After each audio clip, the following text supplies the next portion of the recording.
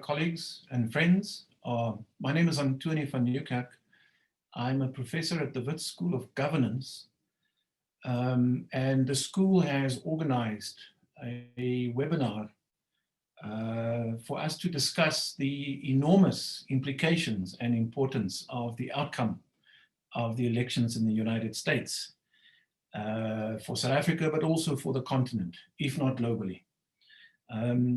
To discuss these issues, we've invited three very powerful, well-known guest speakers, and they will be making introductory remarks, after which we will open the floor for more general discussion. And it's an informal webinar. It'll be full of ideas and even contested ideas, and I welcome your participation. I would encourage you to use the Q&A function on this platform to formulate your questions, and I will put them to the panel, so to speak. So once again, very welcome. I would like to hear your voices.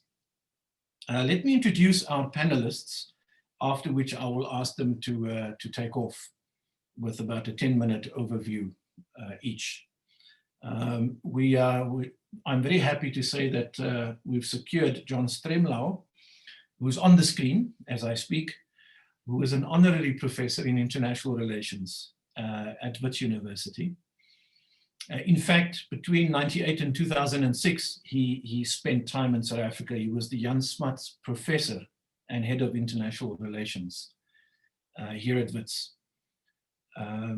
Many of you know him, and you know that he has extensive academic and policy experience with the Carter Center, the Carnegie Commission on Preventing Deadly Conflict, the Office of the US Secretary of State, the World Bank, and the Rockefeller Foundation.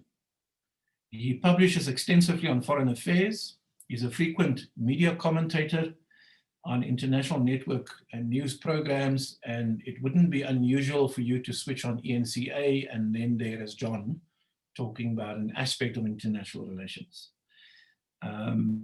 He authored a book called International Politics of the Nigerian Civil War, and that's probably where I met him first, through his book, and he's edited several books. Welcome, John. We also have Professor Gilbert Karyagala, our second guest. I wonder if he could put his video on so we can just see him very briefly. There we are. Welcome, Gilbert. He is the Jan Smuts Professor of International Relations. So a fellow Witsie and the director of the relatively new Center for the Study of the United States, AXAS, also here at Wits. He's the recent editor of War and Peace in Africa's Great Lakes region, and undoubtedly an expert on the dynamics of the Great Lakes region, which remains in turmoil, and also the author of Regional Cooperation on Democratization and Conflict Management in Africa. And he's recently co-edited the next edition of the Southern African Security Review, which looked at mediation experiences across the continent. Welcome, Gilbert. Last but not least, another colleague of ours. It's an all Witsie lineup.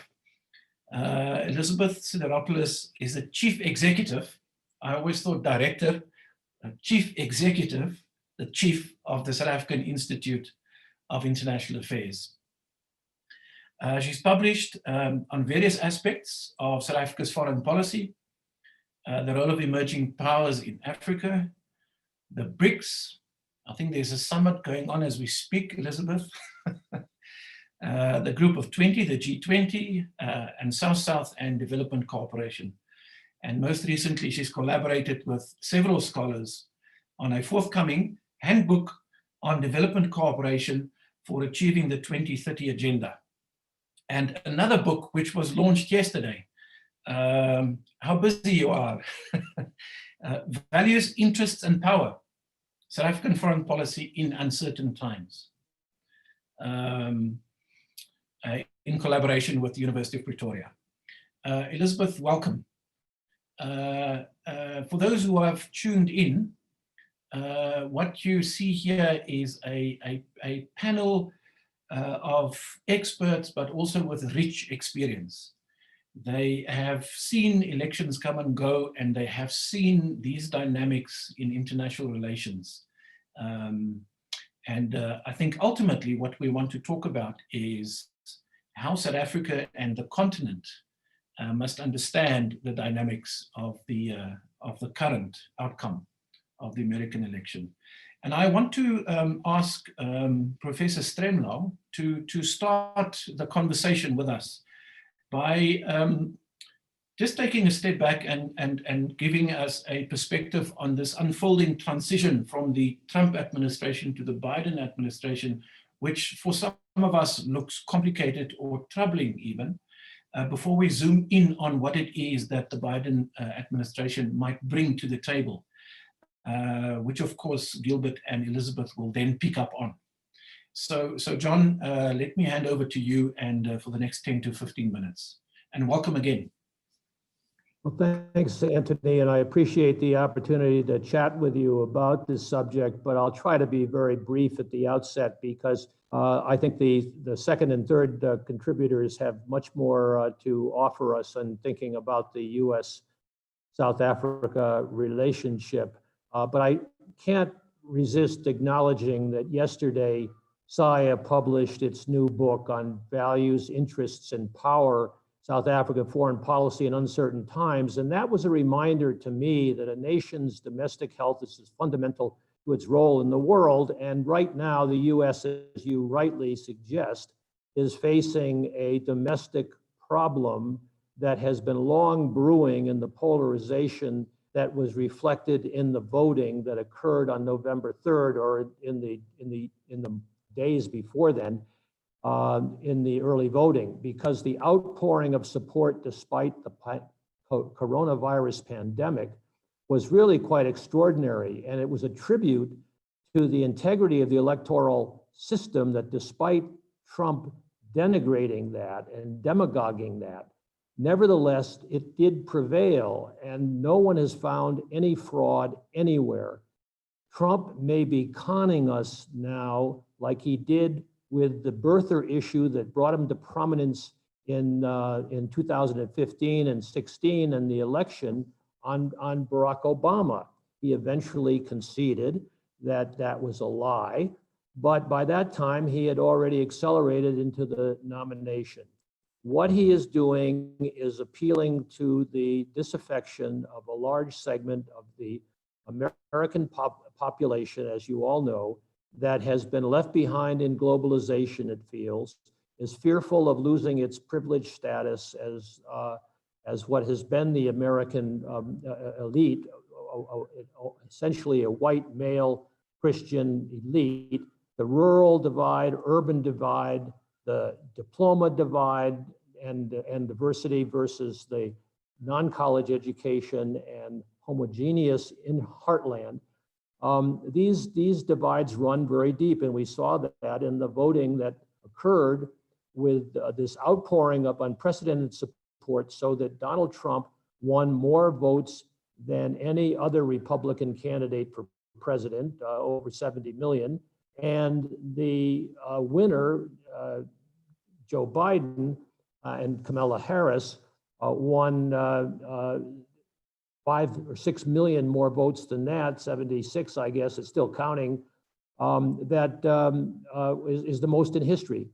So there is a real divide, but they are, in fact, going to have to struggle with bringing the country together. He talks about the soul of America and the need to heal and to unify. That will not obviously be easy to do for the Biden administration, given the COVID crisis.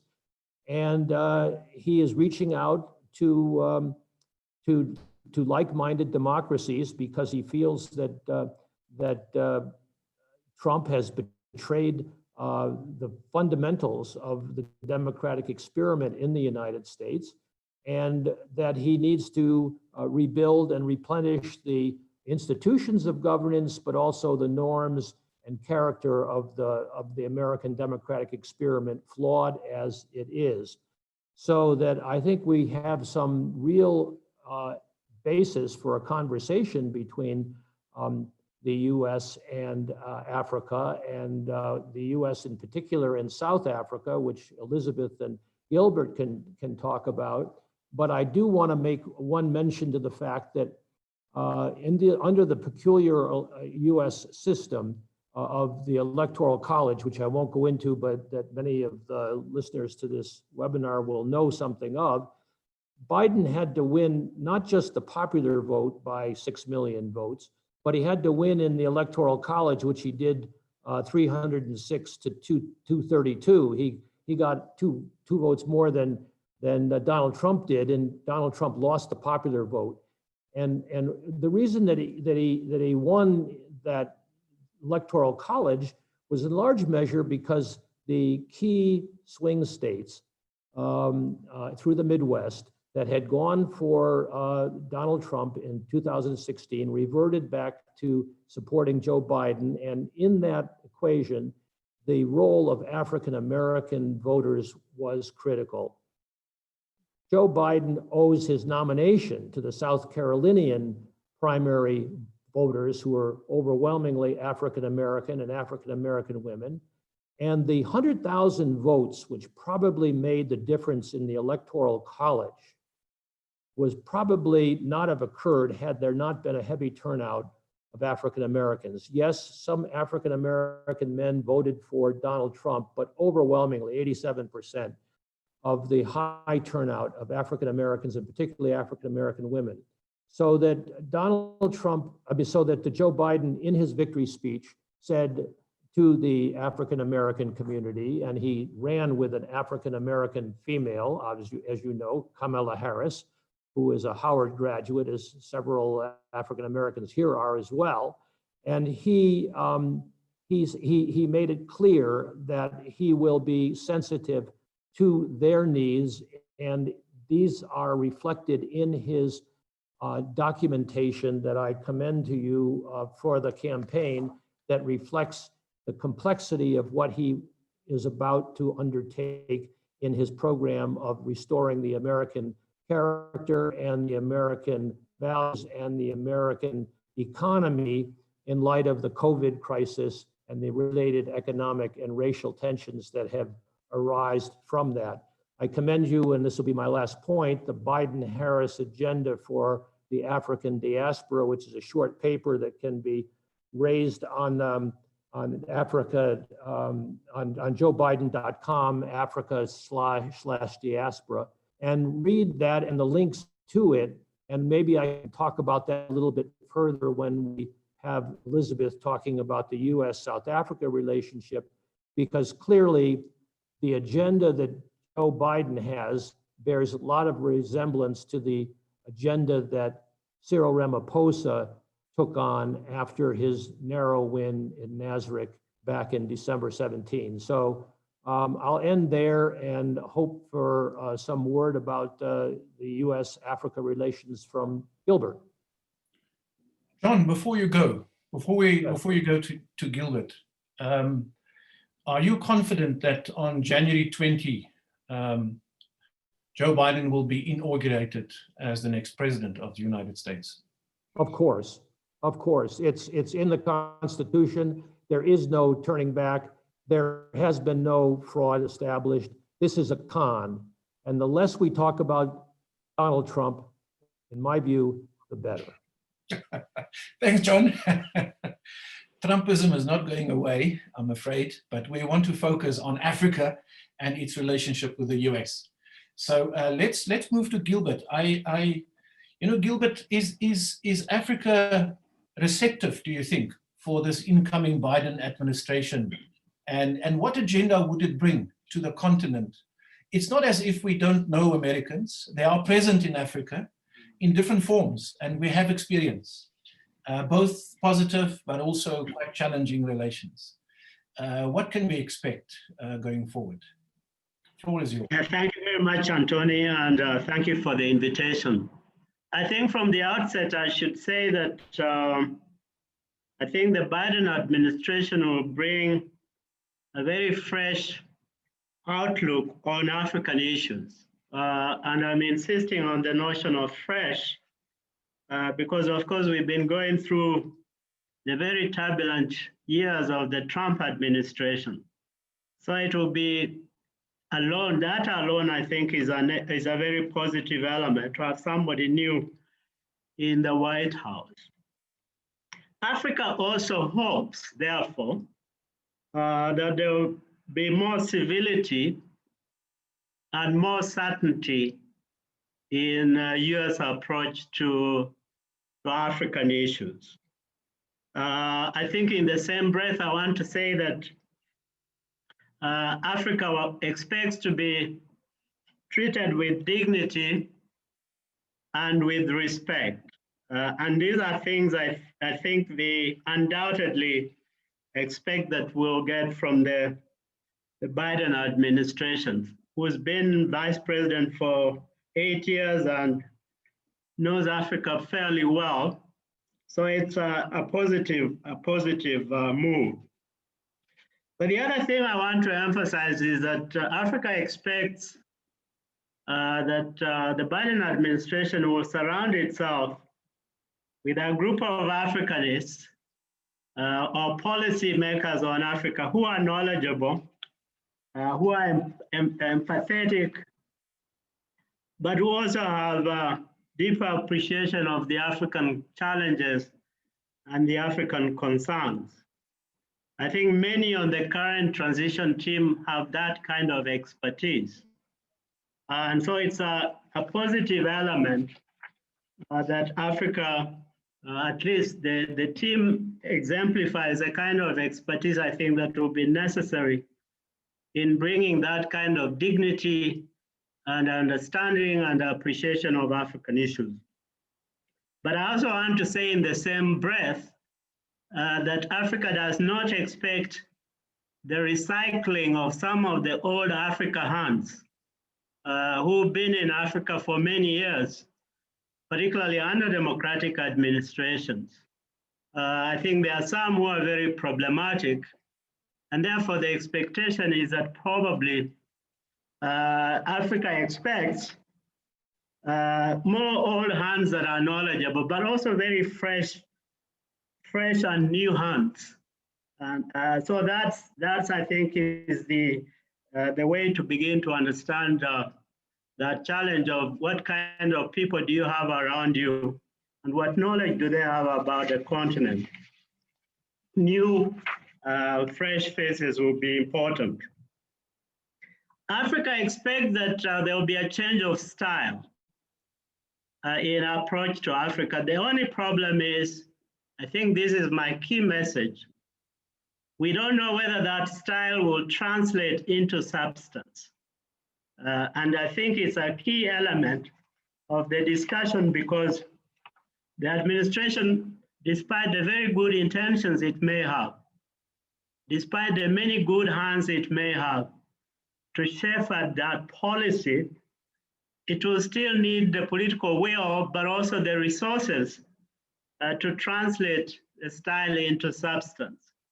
So that's still very much an unknown factor, particularly in the context of what we know as the COVID world and the COVID challenges, the very enormous problems that the Biden administration is going to face domestically. So given the history of Africa as a very peripheral area of US foreign policy, the challenge now is how does Africa fit within that larger puzzle of a domestic agenda that is very heavy, that is going to distract from a lot of the foreign policy priorities that the administration is going to pursue. So let me just point to a few of what I call probably the substantive issues that are already beginning to give hope that in fact the Biden administration would be different. I think the first one is the discussion around the return to democratic values, not just globally, but domestically. I think this is important for Africa, which has seen a series of democratic reversals, constitutional changes in government, and all these bad things that we are now associating with Guinea, with Cote d'Ivoire, and with countries like Tanzania that were on a very excellent democratic trajectory, but have now backslid. It is important, therefore, for the US, because the US has always provided the moral leadership on the democratization and governance trends in Africa. It is therefore important that the Biden administration, if it does signal the return to the democratic agenda in Africa, that would be good. And I think most of the African civil society organizations are already pointing to that as an important element that is going to change. Substantively also, I think Biden has signaled the removal of visa restrictions and travel bans, not just for African Muslims, but also potentially for African students going to study in the US. So these are very important elements to most Africans who always want to travel to the US, not just as students, as businessmen, as traders. So it's important that the US re-engages Africa on issues around the travel ban and therefore returns back to the status quo ante on migration, particularly, I think, from Africa. I think thirdly, another substantive element that is going to come out or seems to be coming out is Biden signaling that he's going to be a more multilateralist than an America First president. And this is important for Africa because Africa is a beneficiary of multilateral institutions, and Africa is a vibrant participant in these very institutions. So therefore, the return, for instance, to the WHO in times of COVID is important for Africa. And the Biden presidency has said it will actually go back. So we need new initiatives around a global health architecture. I think the US is well positioned to engage African countries and other multilateral partners on those issues. Secondly, the return to a consensus on climate change, again, very important agenda for Africa. So I see that as an important element. Yesterday, there was an announcement, or at least there were talks about withdrawal from the Horn of Africa from Somalia. This is a big story in how is the Biden administration going to engage around US security issues in Africa. And we're going to see probably some change in that kind of posture. But Africa has to come on board when it comes to Africa-US security issues, because Africa often is not as transparent when it comes to engaging the US. So I'm hoping that the Biden administration probably will be an administration that Africans feel more comfortable engaging around issues like AFRICOM and maritime security. I think these are important elements. Finally, I think the issues around AGOA, everybody's been talking about what is the future of AGOA, and hopefully the democratic administrations always having leaning on African issues. AGOA may actually be revisited as we keep going, as we go towards the end of 2025 when we need a new agreement. The big issue now is what kind of agreement is going to come out of the AGOA. Is it a new one or is it an old one? And how can we, in fact, think outside the box? So how can Africa engage the US on probably new initiatives around trade other than AGOA?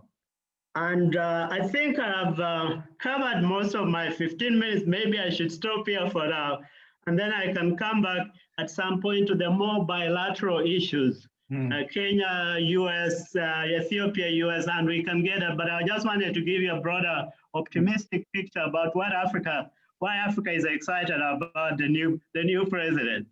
Yeah. Gilbert, thank you very much. As you contemplate your further input a little bit later, I want you to think about this question of whether these agenda items will be pursued bilaterally, or do you envisage a Africa-US summit where, with some prominence, where the agenda can be set quite strongly? So think about that. As we move on to Elizabeth, colleagues, if you've just joined, we're discussing with an eminent panel of experts rich in experience on the question of how the American election outcome will impact on Africa and South Africa. And we started with John Stremlau, who was the honorary professor in IR here at WITS. And you've just listened to Gilbert Karyagala, who heads up the Center for the Study of the United States. And we're now moving a little bit closer to home, Elizabeth, where we want to explore the potential for a revived South Africa-US relationship. Everybody talks about the phone call that was made a couple of days ago. I'm not sure who called who. Cyril called Joe, but you will unpack that for us. But also, you know, in the context of a very strong trade relationship, but also political tensions between the ruling party or the government and the US administration under Trump. What kind of dynamics can we expect going forward? I'm going to hand over to you now. And before you start, Elizabeth, I'm sorry, let me say, colleagues, you're welcome to post your questions or your comments on the Q&A box at the bottom of your screen, and I'll put them to our panel later. Great. Thanks very much, Antony, and thank you again to the School of Governance for the invitation. I think a very quick, a very short response to your last question, Antony, is that that clearly the fact is that the Biden administration won't be the Trump administration, and I think that is something that Gilbert alluded to in his remarks around Africa as well. And I think it's probably true to say that I think the Biden administration, and particularly with an administration in South Africa led by President Ramaphosa, will see South Africa as a reliable partner on the continent, one that is a regional power that plays an important and influential role, not only in its region and the continent, but indeed is very engaged on global issues. Of course, this year we're also chairing the AU, so some of the discussion, from what we understand from the reports, also focused on broader Africa-US cooperation, which is to be expected. And I think some of the issues that Gilbert highlighted that Africa can expect, or the items that will probably be on the agenda, will probably resonate also in the more bilateral discussion. I think it's important to note that both President-elect Biden and President Ramaphosa, and indeed South Africa, are committed multilateralists. And that doesn't necessarily mean that we will agree on all issues, whether it comes to reform, to the manner of reform of certain global governance bodies, or that we'll take similar positions in the WTO or indeed the WHO. But I think the fact that I think both administrations value the importance of diplomacy and multilateralism are important building blocks for a partnership in these fora going forward. I think the other important point to make is that, and I think this is something that John wants to speak to, is that we are both, in terms of our domestic politics, in similar places around the importance of revitalizing and strengthening institutions of governance in our respective countries. President Ramaphosa has a couple of years is a couple of years ahead of the Biden administration in that regard, but that's also very important. And I'd like here to quote a colleague who I see is on the event today, Bob Wekesa, who in another discussion we had said that, you know, America needs to restore its reputational capital. And I think that's what we're going to see over the course of that's going to be one of the most important dimensions of the Biden administration, and that is the same. And these were points that we also raised in our discussions around South African foreign policy. I think South Africa over the last couple of years has also been trying to rebuild its influential role in foreign affairs, and its moral credibility. I want to touch on a few points, both on the multilateral sphere where South Africa and the US can engage meaningfully, but also in the bilateral sphere. And I'm going to pick up on some points that President-elect Biden, who was at that time candidate Biden, made in a piece that was published in Foreign Affairs earlier this year. He spoke at length in that article about the importance of renewing and restoring US democracy, and about rebuilding alliances, that was critical to the US's future as a global leader, but also economically. He spoke about honest governance and the universal abhorrence of corruption, and talked about corruption with a play on the pandemic as an insidious pandemic. And that is an issue that he recognizes has to be addressed in the US, also around campaign funding, around which he's also made some points, but it's also something that has a global resonance and needs to be addressed globally. And I'm going to come back to why that is important in the bilateral relationship. He also spoke about the importance of organizing, and he said in his first year, a global summit for democracy, where we can strengthen democratic institutions in our countries, undertake new commitments around corruption, advancing human rights, and so on. And these all then resonate with many, certainly, of the points that are important to South Africa, but obviously also have to be taken with a pinch of salt, because we know how some of the initiatives around democracy promotion have gone seriously awry in previous US administrations. But I think that's very important, and it is really about recognizing that democracy is as much about what we do at home as it is about what we do abroad.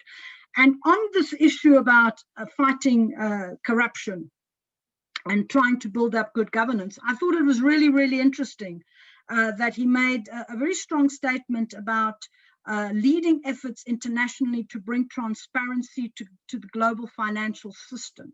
He said, go after illicit tax havens, seize stolen assets, and make it more difficult for leaders who steal from their people to hide behind anonymous front companies. Now, this has been a critical element of South Africa's agenda in the G20 for a number of years. And indeed of the African continent more broadly, around illicit financial flows. And we saw the recent report by UNCTAD highlighting that there is an annual outflow of IFFs from the continent of about $90 billion. Of course, there are all sorts of interests at play here, and it's not quite clear to me whether he will actually be able to really drive this in the way that his statement in the Foreign Affairs article would indicate. But there would be really a great meeting of the minds on those issues, even if we may not necessarily agree on some of the details, because this has been a big campaign of South Africa in the G20, misinvoicing and so on, and beneficial ownership, etc. The other point, however, that I think we need to consider is that, US presidents are not omnipotent.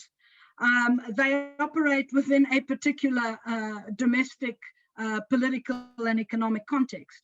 And I think in that regard,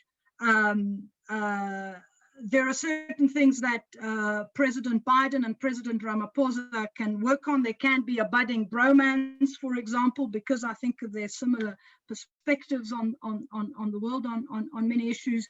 But sort of implementation on the ground will sometimes be constrained both by Congress and by the recognition that, and I think this is an important point to state, that over 70 million people voted for Donald Trump, and that is something that I think has to be taken on board because of what it means for a substantial group of people who clearly feel that they are losers, feel that for too long they have been dominated by what is good for elites.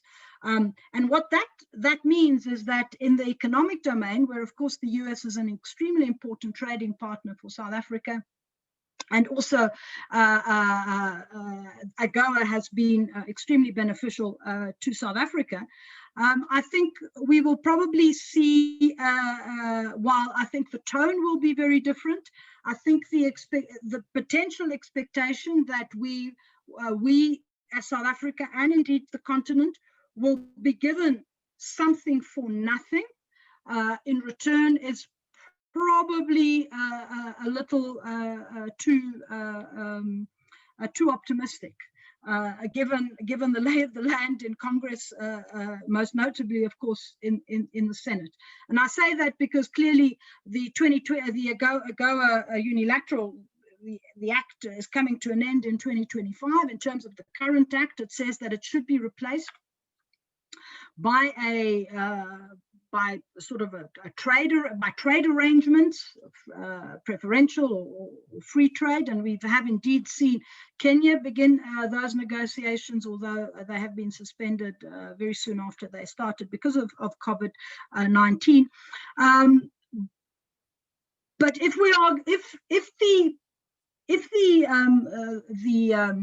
the sense in Congress is that AGOA should be replaced by something that provides not necessarily just one-way access to the American market, largely for African countries, we need to begin negotiating as SACU, because that's how we would negotiate, and thinking about what we want to take to that table for a post-2025 agreement.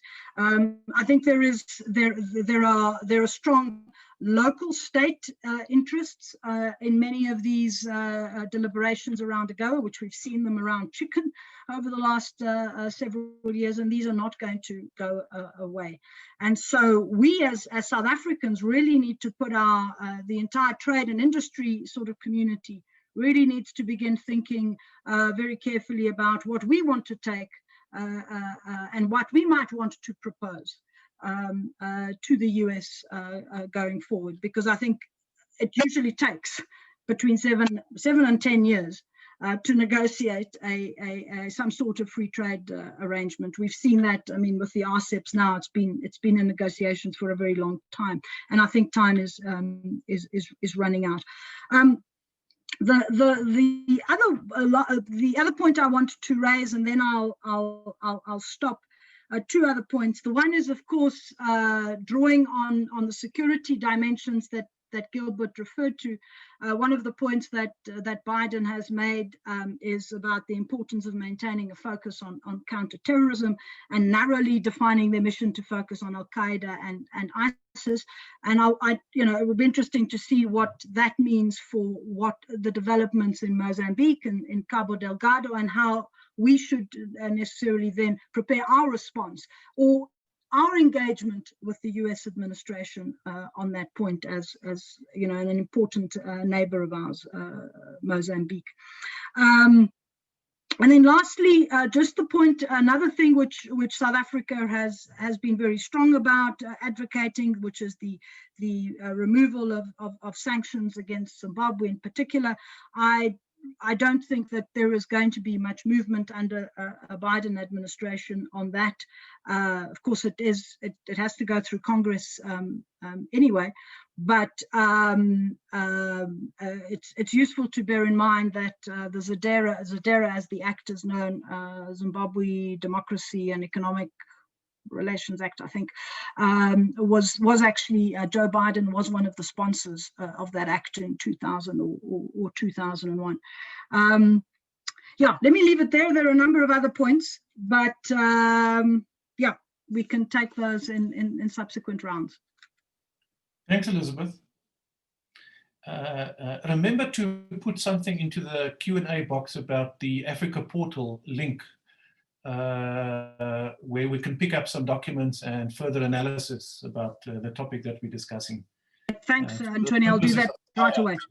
Yeah, one of the purposes of SIA to service staff and students and researchers and the public at large.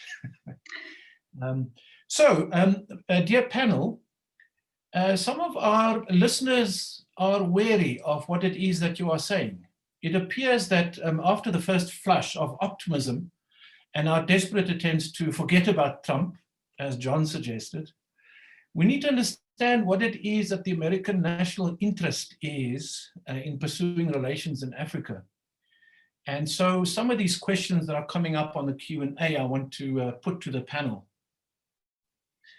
The first one is from a colleague in the school saying, panel, are you not overly optimistic about President Biden when we consider that the last Democrat president was not that great for the continent? Think Libya.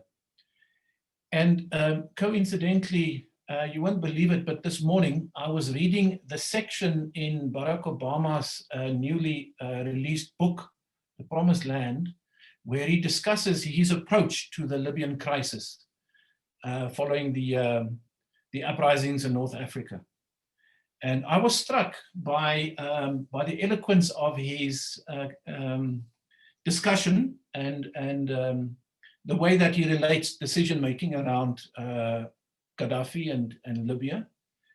But it also struck me that in his consultations to arrive at a position of what to do, he consulted with European powers, his national security team, of course, other constituencies in America, but never once in his book of 900 pages does he say, I was drawn to the African continent and I was thinking of consulting with some key players, whether it's the AU or important players around North Africa or some other Kenyans, South Africans, etc. I found that astonishing. That he doesn't mention once that in arriving at a decision to intervene in Libya, he was guided by the British, the French, the Germans, and his own constituency back home. And this leads to a similar question from another colleague who says to John, how can US global leadership be restored given the crisis of trust and confidence flowing from the Trump years?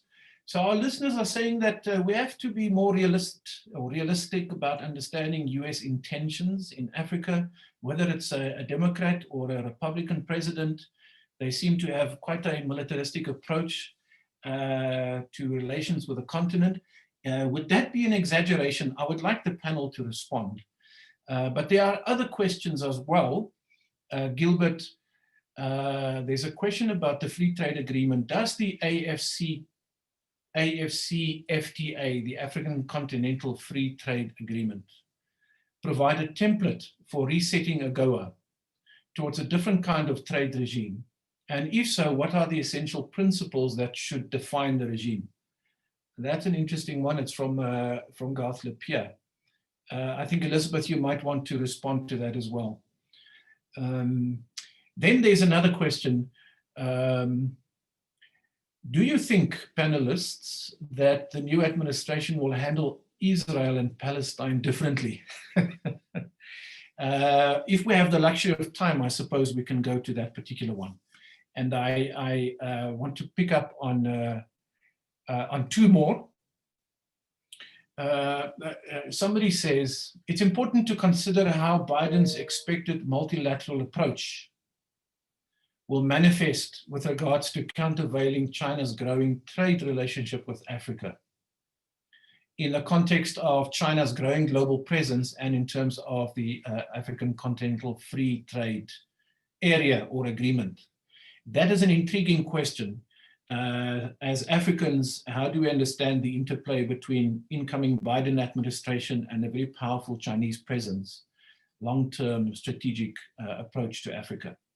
And finally, another colleague says, it appears the domestic situation will remain fraught at least going by the polarized environment that we're witnessing. We started off our conversation with John about this. Will this impact policy and action towards Africa?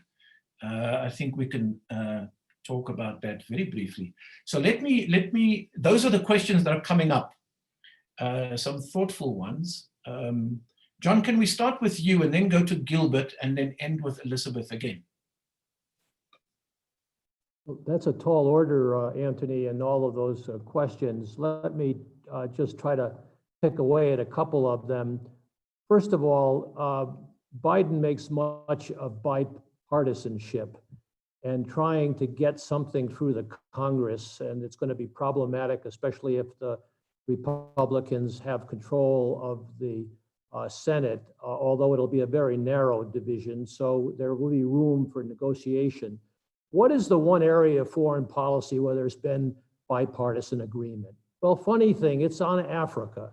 And the African programs that were started by the Bushes, Clinton, carried on by Obama, they were maintained during the Trump years, whether out of neglect by Trump or whatever reasons.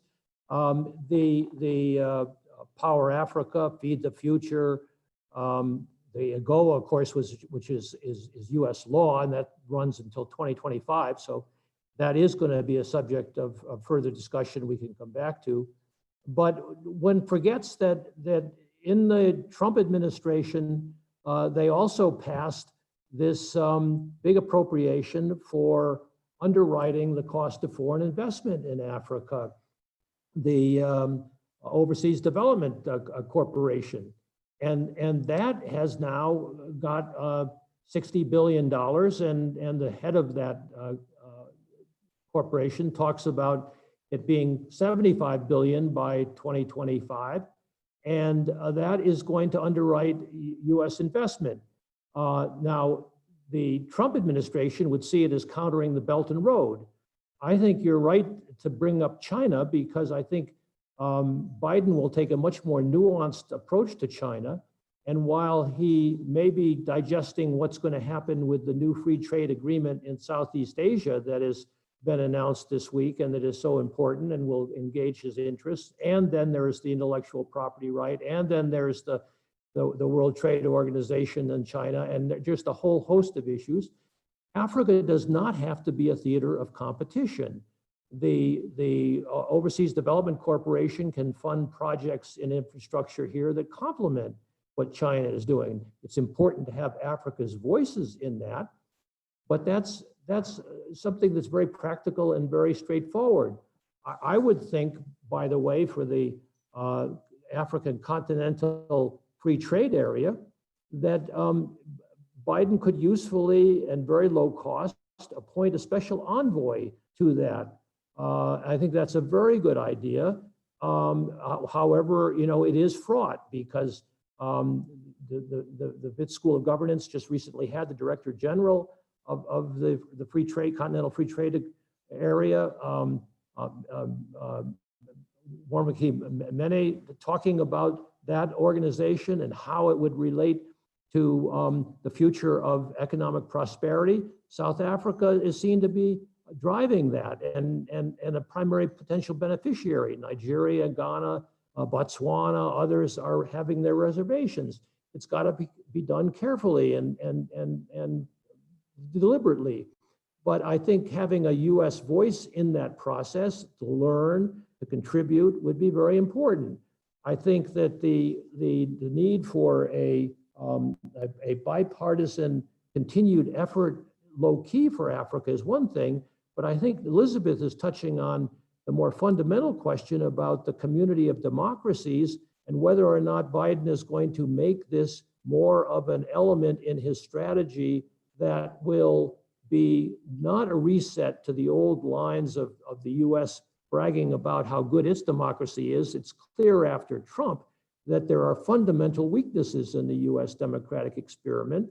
There were weaknesses in the South African democratic experiment during the Zuma years that are now subject of the Zondo Commission. The US has yet to address some of these things, and in the Biden papers that are about COVID and the economic crisis, there is this undercurrent of the need to address the legacy of racism and the need to sort of come to terms with issues that South Africa has been grappling with. So I don't want to lose sight of the fact that there could be an interesting and important dialogue proceeding on the fundamentals of domestic values that underpin foreign policies. And that has to be done by like-minded states, not the whole continent, because there are a lot of illiberal regimes in Africa, but between two democracies that are struggling to sustain those democracies under great odds because of their legacy of inequality, because of their legacies of conflict and undermining of their democratic institutions by would-be demagogues. So it's a rich agenda, and I better end there. Okay, no, thank you. Let's give Gilbert an opportunity.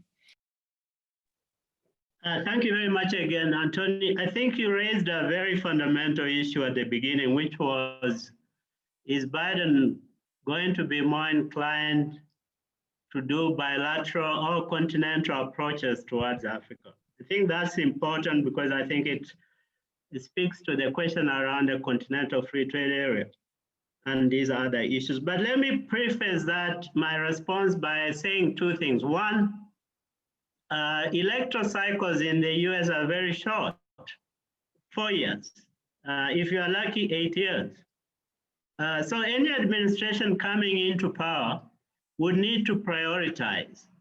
So I think we expect that the Biden administration, probably anticipating a 4-year electoral cycle for now, will be very careful in how they prioritize some of these issues, including what Africa agenda is going to come up. So I think we need to put that on the table. Secondly, whether the US is going to treat Africa bilaterally or continentally, it's not a US issue, it's an African issue.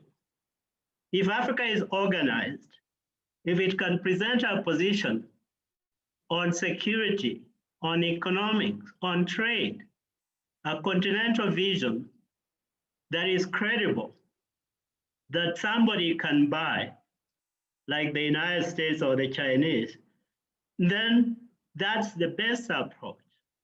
So the problem here is it's very difficult to tell the US to go continental because the bilateral approaches are the easiest, they are the cheapest, particularly in a continent of 55 countries.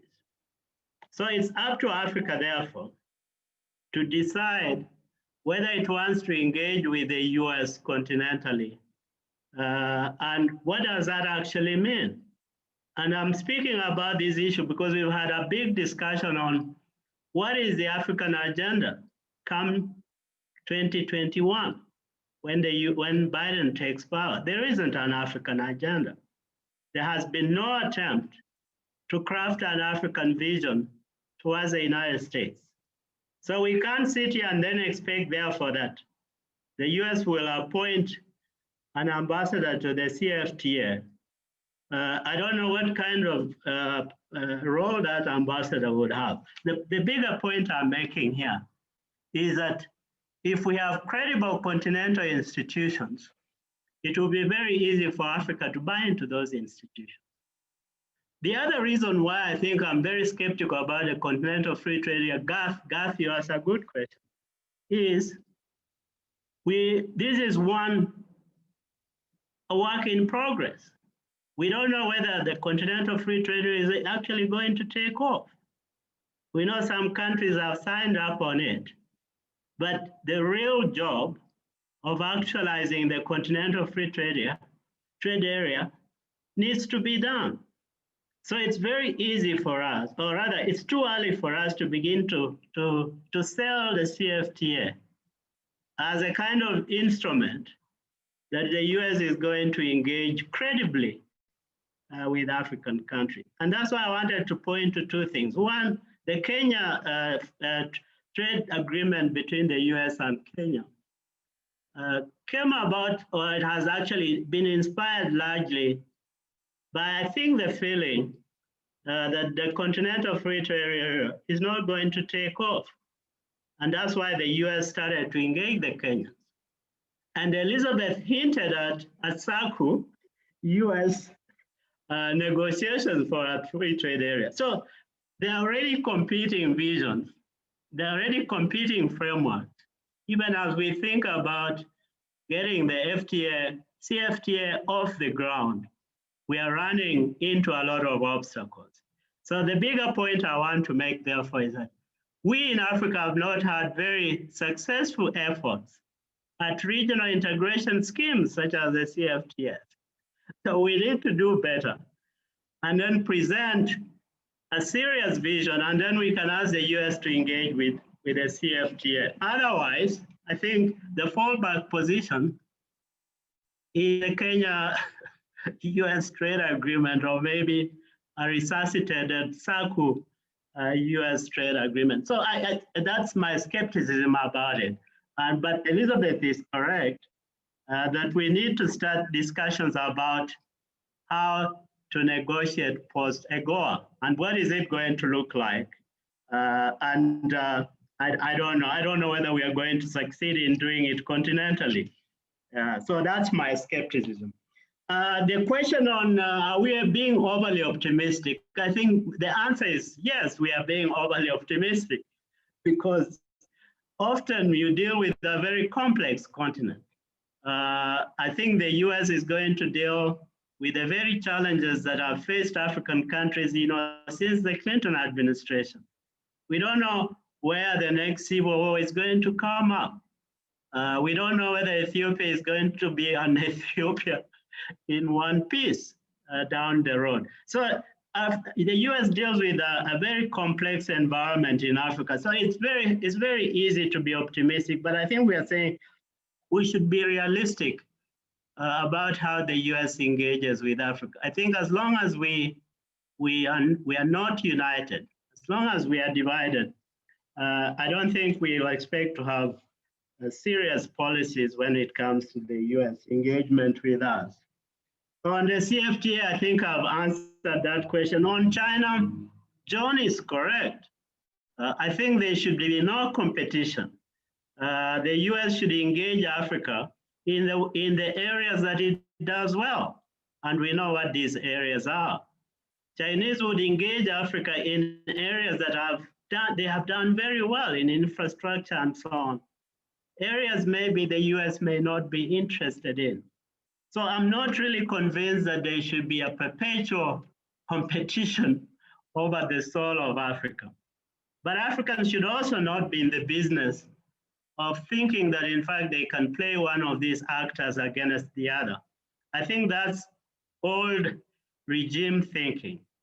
I think we should say we are credible, we can engage both actors on our own terms, and then stop complaining about whether in fact that competition is good for us or not.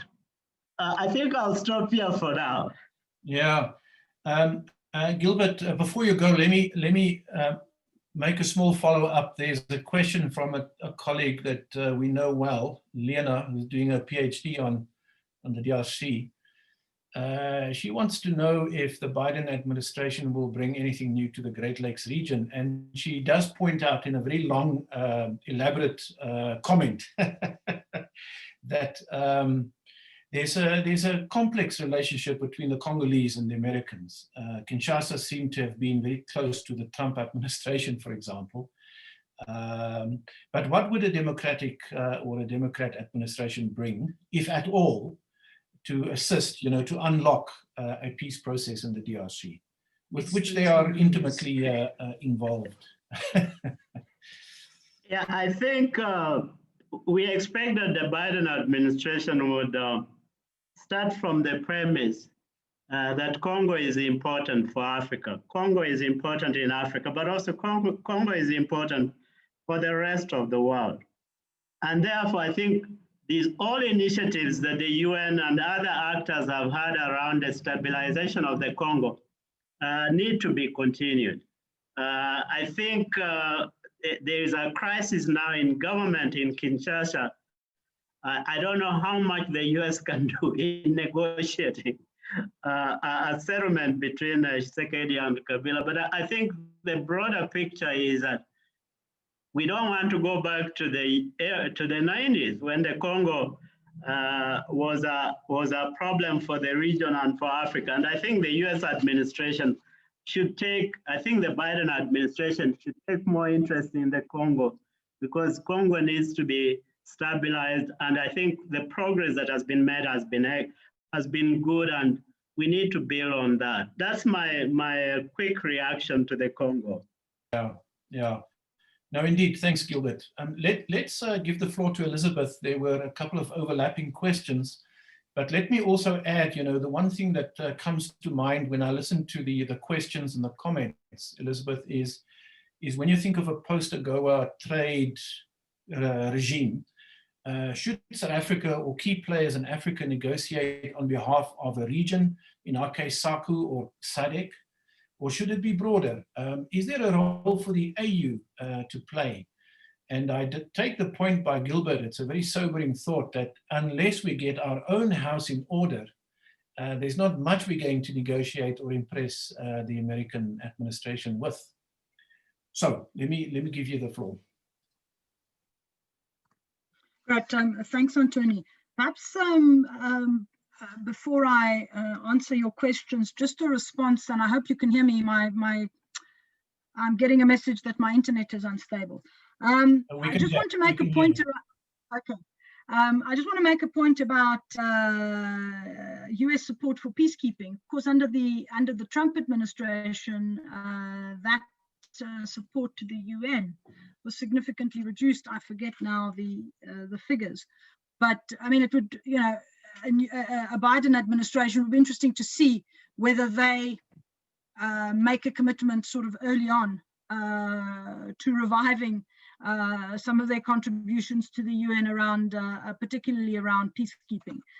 So just as a general observation, because I mean, I think that was a significant blow to the UN budget. Just on the question around global leadership and are we being absolutely optimistic? I think here to echo what Gilbert said, I think there is a sense that moving out of the Trump era, at least in government, is at least going to bring us to a slightly more civil. I think I'm not sure whether Gilbert or John used that term, a more civil set of engagements. And I think that is something to be welcomed. I think the last 4 years have been quite shrill. And so that shouldn't be underestimated, because that also creates the opportunity for engagement and negotiation and dialogue, which is very important, even where we disagree. I am sure that a lot of the stuff that we're discussing now may not materialize. Sometimes because I think there will be difficulties, domestic difficulties that a Biden administration will navigate, and sometimes because the American interests are different. And while there is a commitment to re-engaging, I think, with Africa and with Latin America, in fact, in that article he spoke about, we need to integrate our friends in Latin America and Africa into the broader network of democracies and seize the opportunities for cooperation in those regions. Sometimes the interests will not necessarily coalesce. And so I think the point is well taken, and we are a very complex continent, and certainly not monolithic. I mean, I want to make an interesting observation, and I wonder whether this is something we should be taking up with state. Is that one of the issues around Libya was that it's regarded as part of the Middle East and North Africa. And so it was very easy to say, well, we've consulted the Arab League, and we've consulted Europe and whatever, we've consulted with all our North African colleagues in state, and sort of sub-Saharan Africa, which is that sort of funny division that many parts of the world have. Well, what do they have to say? And the AU, is not the actor really in North Africa. the sort of the implication. And I mean, we see this also in discussions now about the future of an EU-Africa relationship, where again, you know, these divisions, these artificial divisions between North Africa and Sub-Saharan Africa still are in play. So that's just an observation. We've said this before, I think, and certainly we've said it to State Department officials too. On the continental free trade area, I mean, as things stand, there is still much work to be done, and this process is going to be an incremental process. It's not not a big bang, and here we're rolling it out. Obviously, the idea is that on certain elements that have been agreed on, particular sectors and tariffs on particular products, the idea really is to get that rolling out, to have that rolled out by the 1st of January next year. There is, I understand, an extraordinary summit happening on the 4th or the 5th of December around that. So the idea really is to move, is, you know, let not the great be the enemy of the good. So there is going to be some movement.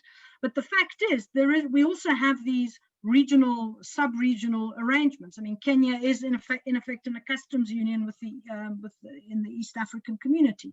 SACU is a customs union, and absent an overarching sort of CFTA that sorts out all of these quirks of different customs union and integration arrangements in the technical world of trade, if you're going to begin negotiating something like a free trade agreement at this point, you tend to revert to your SACU or to your EAC. Well, in the case of Kenya, I mean, it began on its own, and I think there will probably have to be some consideration, you know, once the negotiations really begin moving on what that means for the common external tariff and the customs union.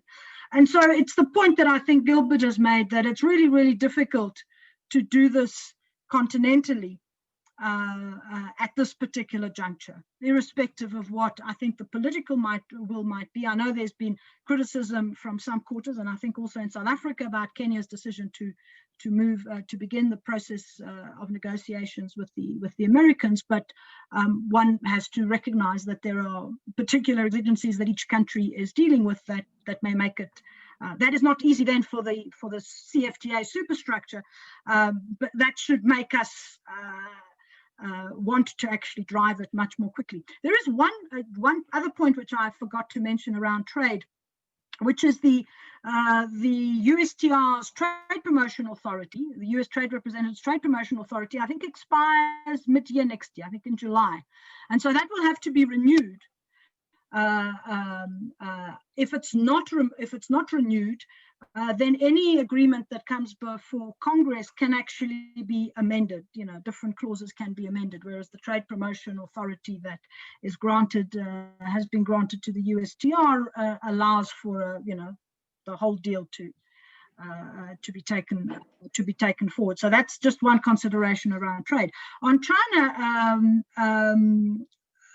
I think absolutely. I think there is going to be a different style of engagement with China, but I think China and I think this administration will probably not see China in a one-dimensional way in terms of, this is the rival, this is the competitor. We're in single combat to the death. I don't think that's going to be the approach. I think it's going to be much more nuanced. But I think it's the underlying issues, because China is also now very different. Its engagement globally is very different from what it was 10 years ago, from what it was even 5 years ago. It's much more assertive, much more. I think assertive is a good enough word there. And I think there is a real sense that America feels, and we also saw that in some of the announcement that President-elect Biden made around science and technology and research and innovation. There is a sense that China is really moving out ahead of everybody, and so the trade wars are in effect technology wars, and it's about who who both develops the rules for the new rules for technology, but also I think fundamentally who actually has the upper hand in the technology development. What we have to be very careful of as Africa is indeed that we don't get pulled into these and end up being the ham in the sandwich or whatever, and that we are very clear about what we want from different partners and how that can be constructed. Because I do agree, it can be, it doesn't have to be a zero-sum game in Africa in terms of US and Chinese engagement, but it can if we're not proactive and if we're not clear about what we want from each of these engagements. I think I've answered. There was a question on Israel and Palestine. I'm not sure I should venture into that. I'll leave that for others. I think we can do another session on that particular one. Colleagues, I want to suggest that we've had a round of presentations, very good questions and comments, quite tough ones.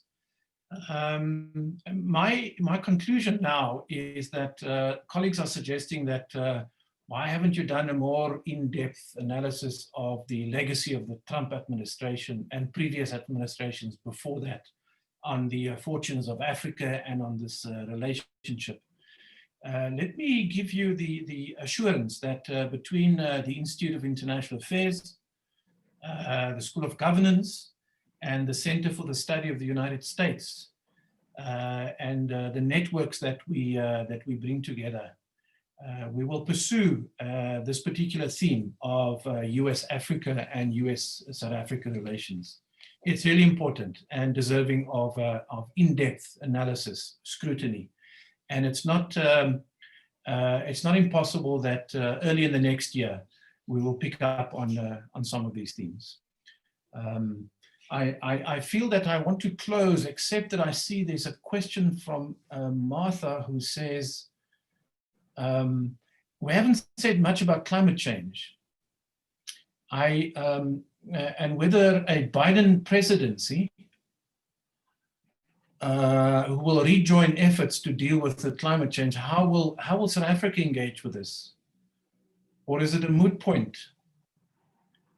Okay, she says, or will this be a moot point if the Georgia runoffs for the Senate deliver a Republican majority to obstruct Biden's attempts? There, Martha, yes, smart.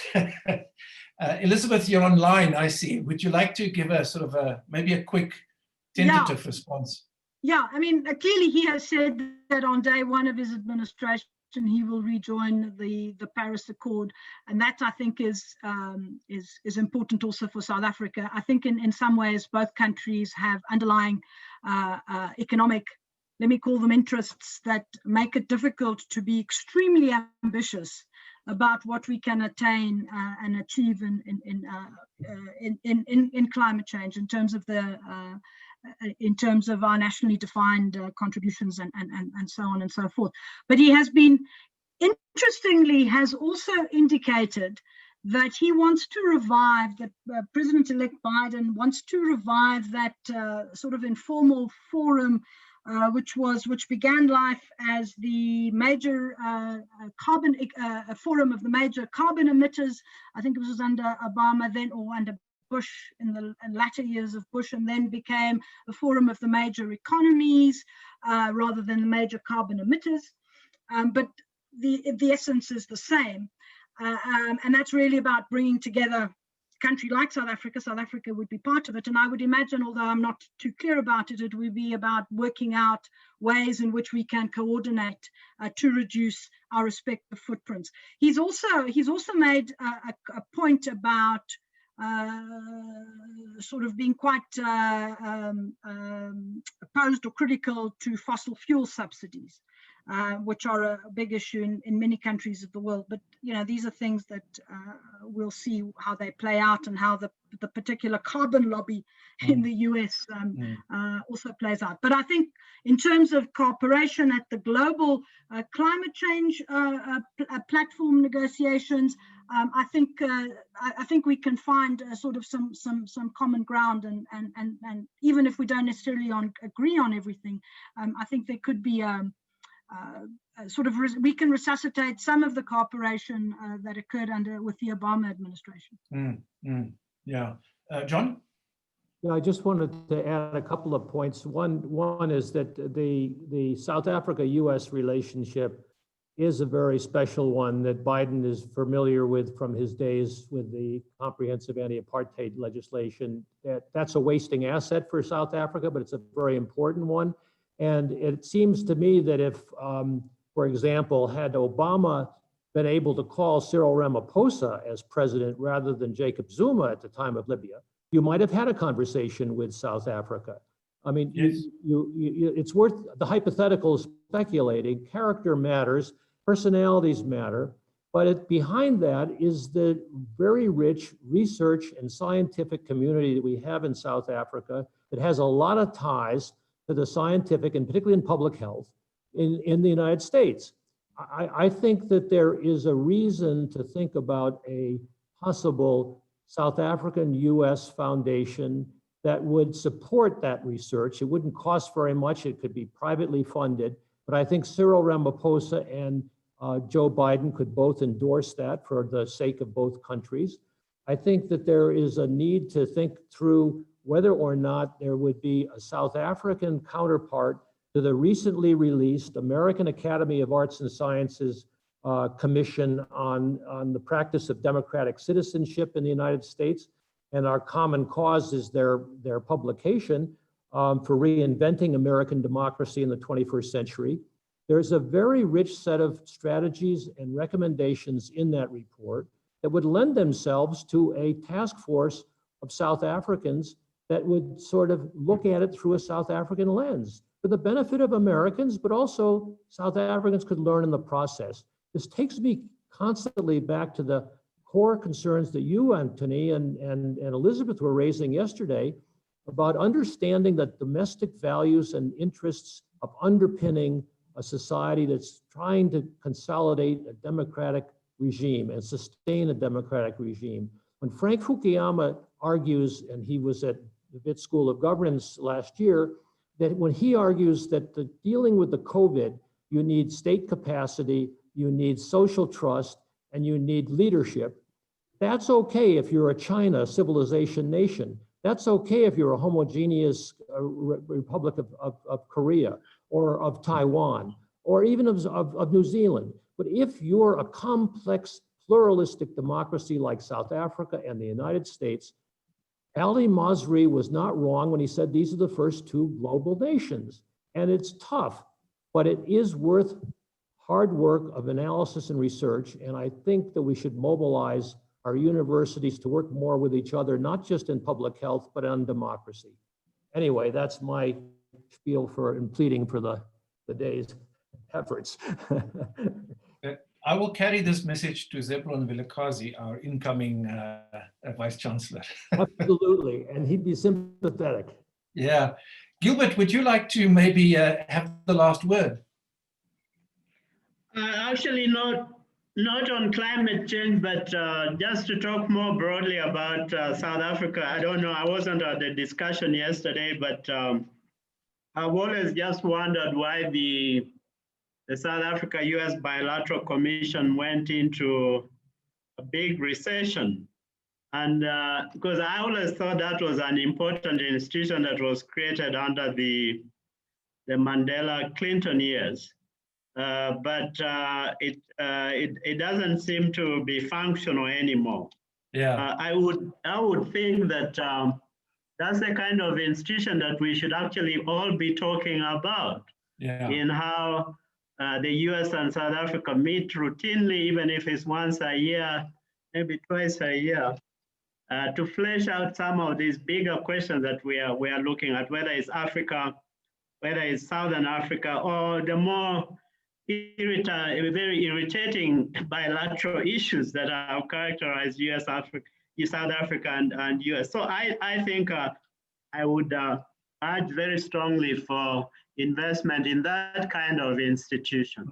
And I just add a footnote on that because it cannot be just intergovernmental. It must be societal. And Ramaphosa and Biden, if they met, could empower that kind of a process to go forward.